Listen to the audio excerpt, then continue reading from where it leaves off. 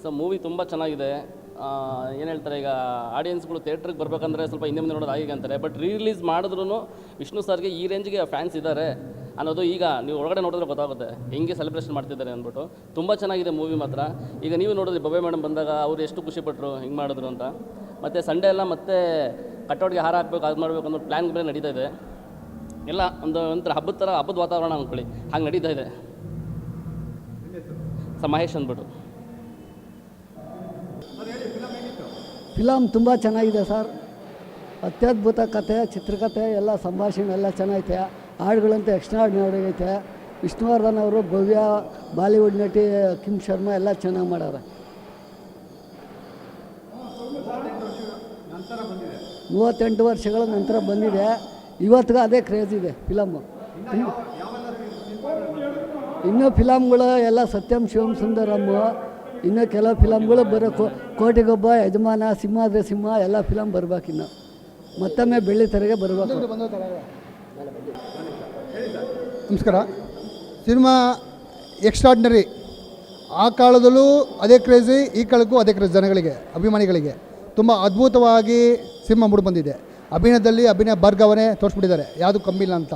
ಆ ಒಂದು ಸುಂದರ ಒಂದು ನಟನೆ, ಅವರೊಂದು ಅಭಿನಯಗಳು, ಚಿತ್ರದ ಸಂಭಾಷಣೆಗಳು ಮತ್ತು ಸಂಗೀತ, ಹಾಡುಗಳು ಎಲ್ಲನೂ ಇವಾಗಲೂ ಕೂಡ ಯಾರು ಮಾಡೋಕ್ಕಾಗಲ್ಲ ಅಂಥದ್ದಲ್ಲಿ ಅವುಗಳು ಆಗಲೇ ಮಾಡಿದ್ದಾರೆ. ಈಗ ಎಲ್ಲರೂ ಹೇಳ್ತಾರೆ ಈ ಬ್ರೇಕ್ ಡ್ಯಾನ್ಸ್ಗಳು ಅಂತ. ಇವರು ಈಗ ಸಿನಿಮಾದಲ್ಲಿ ತೋರಿಸಿದ್ದಾರೆ, ನೀವು ನೋಡಿರ್ಬೋದು. ಬ್ರೇಕ್ ಡ್ಯಾನ್ಸ್ ಅವಳೇ ತೋರಿಸ್ಬಿಟ್ಟಿದ್ದಾರೆ. ಅವರು ಮಾಡಿದ್ದು ಏನು ಮಾಡಿಲ್ಲ, ಎಲ್ಲ ಎಷ್ಟು ಬೇಕು ಅಷ್ಟು ಲಿಮಿಟಾಗಿ ಮಾಡಿದ್ದಾರೆ. ಬೇರೆಯವ್ರ ಥರ ನಾವು ಇದಕ್ಕೆ ಸೀಮಿತ ಅಂತಲ್ಲ. ಏನು ಹೇಳಿ, ಬೇರೆಯವರು ಬರೀ ನಟನೆಗೆ ಸೀಮಿತ ಅಥವಾ ಬರೀ ಡ್ಯಾನ್ಸಿಗೆ ಸೀಮಿತ, ಬರೀ ಫೈಟಿಗೆ ಸೀಮಿತ. ಇವರು ಹಂಗಲ್ಲ, ಇವರು ಆಲ್ರೌಂಡ್ ಮಾಸ್ಟರು. ಯಾವುದು ಕೊಟ್ಟರು ಎಲ್ಲರಿಗೂ ಸೈ ಅನ್ನೋ ಒಬ್ಬರೇ, ಇಡೀ ವಿಶ್ವಕ್ಕೆ ಒಬ್ಬರೇ ವಿಷ್ಣುವರ್ಧನ. ಸರ್, ನಮ್ಮ ಆಸೆ ಪ್ರಕಾರ ದಾದಾ ಬರಬೇಕು, ಮತ್ತು ಕೋಟಿಗೊಬ್ಬ ಬರಬೇಕು. ಇನ್ನು ಸಿನಿಮಾಗಳಿದೆ, ಇನ್ನೂ ರೆಡಿ ಮಾಡ್ತಾಯಿದ್ರೆ ಎಲ್ಲ. ನೀವು ನೋಡ್ಬೋದು, ಯಾವ ಸಿನಿಮಾ ರಿಲೀಸಲ್ಲಿ ಹಿಸ್ಟ್ರಿನೇ ಇಲ್ಲ. ರಿಲೀಸ್ ಫಿಲಮ್ ಅಂತ ತೋರಿಸಿದ್ದೆ ನಮ್ಮ ವಿಷ್ಣು ಸರ್ ಫಿಲಮ್ನ. ನಮ್ಮ ಅಪ್ಪಾಜಿ ಸಿನಿಮಾನ ರಿಲೀಸ್ ಅಂತ ತೋರಿಸಿದ್ದೆ ಅವ್ರ ಸಿನಿಮಾಗಳಲ್ಲಿ. ಇವಾಗಿಂದಲ್ಲ, ರಿಲೀಸು ಸುಮಾರು 35-40 ವರ್ಷ ನಡೀತಾ ಇದೆ. ಈಗ ಒಂದು 10 ವರ್ಷ 20 ವರ್ಷದಿಂದ ನೋಡ್ಬೋದು ನೀವು. ಯಾವುದೇ ಸಿನಿಮಾ ಬಂದು ರಿಲೀಸಲ್ಲಿ ಎತ್ತಿದ ಅವ್ರು ಒಂದೇ ಸಿನಿಮಾ ಕಲೆಕ್ಷನ್ ಆಗ್ತಾ ಇರೋದು. ಹೊಸ ಸಿನಿಮಾ ಕೂಡ ಬಿಡುಗಡೆ ಆದರೂ ಕೂಡ ಅದು ಭಾಗ್ಯ ಇಲ್ಲ. ಯಾರದೇ ಆಗಲಿ, ರಿಲೀಸ್ ಆಗಲಿ ಅಷ್ಟೇ, ಹೊಸ ಸಿನಿಮಾ ಬಂದು ಅಷ್ಟೇ. ಊರಿಗಿರೋ ಕ್ರೇಜು ಅಂದಿನಿಂದ ಇಂದಿನವರೆಗೂ ಮುಂದಿನವರೆಗೂ ಯಾವತ್ತು ಒಬ್ಬರೇ ಯಜಮಾನ. ಅಭಿನಯ ಭಾರ್ಗವ, ಕಲಾ ಸಾಮ್ರಾಟ್ ಬಗ್ಗೆ ಮಾತಾಡೋಂಥ ವ್ಯಕ್ತಿತ್ವ ಇದೆಯಲ್ಲ, ಅದು ದೊಡ್ಡ ಮನುಷ್ಯರು ಮಾತ್ರ ಇರೋದು. ಅಂದು ಅವತ್ತು ಹೇಳ್ತಾ ಇದ್ರು ಫ್ಯಾನ್ ಇಂಡಿಯಾ ಮೂವಿ ಅಂತ. ಅದಲ್ಲ ಫ್ಯಾನ್ ಇಂಡಿಯಾ ಮೂವಿ. 86ನೇ ಇಸ್ವಿಲಿ 1986ರಲ್ಲಿ ರಿಲೀಸ್ ಆಯ್ತಲ್ಲ ಈ ಕೃಷ್ಣ ನೀ ಬೇಗನೆ ಬರೋ, ಇದು ಫ್ಯಾನ್ ಇಂಡಿಯಾ ಮೂವಿ ಅಂದರೆ. ಅಪ್ಪಾಜಿ ಬಗ್ಗೆ ಇನ್ನೂ ಸಿನಿಮಾ, ಎಷ್ಟೇ ಸಿನಿಮಾ ರಿಲೀಸ್ ಮಾಡಿ ಇದೇ ಸಿನಿಮಾನ ಇನ್ನೊಂದ್ಸಲಿ ರಿಲೀಸ್ ಮಾಡಿದ್ರು ಇದು ಫ್ಯಾನ್ ಇಂಡಿಯಾ ಮೂವಿನೇ. ಯಾವತ್ತಿದ್ರು ಸಿಂಹಾದ್ರಿಯ ಸಿಂಹ ಸಿಂಹನೇ, ಯಜಮಾನನೇ, ಕರ್ನಾಟಕಕ್ಕೆ ಒಬ್ಬನೇ ಯಜಮಾನ, ಅವರೇ ನಮ್ಮ ಸಾಹಸ ಸಿಂಹ, ಸಿಂಹಾದ್ರಿಯ ಸಿಂಹ, ಅಭಿನಯ ಭಾರ್ಗವ, ಅಪ್ಪಾಜಿ ವಿಷ್ಣು ದಾದಾ. ಸಾಹಸ ಸಿಂಹ ಡಾಕ್ಟರ್ ವಿಷ್ಣುವರ್ಧನ್ ಅವರು ಆ್ಯಕ್ಟ್ ಮಾಡಿರೋ, ತುಂಬ ಸ್ಟೈಲಿಶ್ ಆಗಿ ಆ್ಯಂಡ್ ತುಂಬ ಚೆನ್ನಾಗಿ ಆ್ಯಕ್ಟ್ ಮಾಡಿರೋ ಸಿನಿಮಾ ಇದು. ಇದು ನೋಡೋಕ್ಕೆ ತುಂಬ ಖುಷಿ ಕೊಡುತ್ತೆ. 1986 ಅಂದರೆ 1986ರಲ್ಲಿ ರಿಲೀಸ್ ಆಗಿತ್ತು.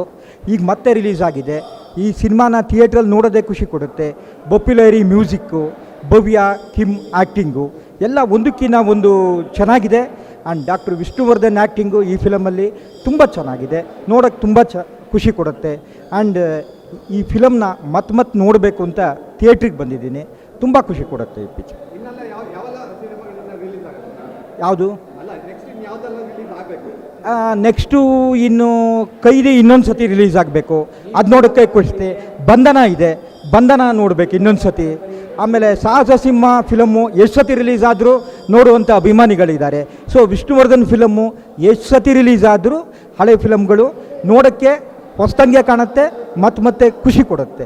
ಅದರಿಂದ ವಿಷ್ಣುವರ್ಧನ್ ಆ್ಯಕ್ಟಿಂಗು ಯಾವತ್ತೂ ಮರೆಯೋಕ್ಕಾಗಲ್ಲ. ಅವತ್ತೆಂಗಿದೆ ಇವತ್ತು ಥಿಯೇಟ್ರಲ್ಲಿ ಅದೇ ಥರ ಜನ ಬರ್ತಾರೆ. ಆಮೇಲೆ ಅಭಿಮಾನಿಗಳ ಮಧ್ಯೆ ಕೂತು ನೋಡೋ ಸಂಭ್ರಮನೇ ಬೇರೆ. ಅದರಿಂದ ಖುಷಿ ಕೊಡುತ್ತೆ ಇದು.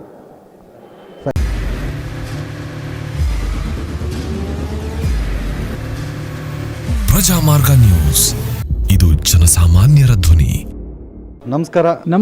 ನೀವು ನೋಡ್ತಾ ಇದ್ದೀರಾ ಪ್ರಜಾಮಾರ್ಗ ನ್ಯೂಸ್. ರಾಷ್ಟ್ರದ, ರಾಜ್ಯದ, ರಾಜಕೀಯದ ಬಗ್ಗೆ ಹೆಚ್ಚಿನ ಸಿನಿಮಾ ಅಪ್ಡೇಟ್ಗಳಿಗಾಗಿ ಫಸ್ಟ್ ಲೈಕ್ ಮಾಡಿ, ಸಬ್ಸ್ಕ್ರೈಬ್ ಆಗಿ, ಹಾಗೆ ಫಾಲೋ ಕೂಡ ಮಾಡಬೇಕು.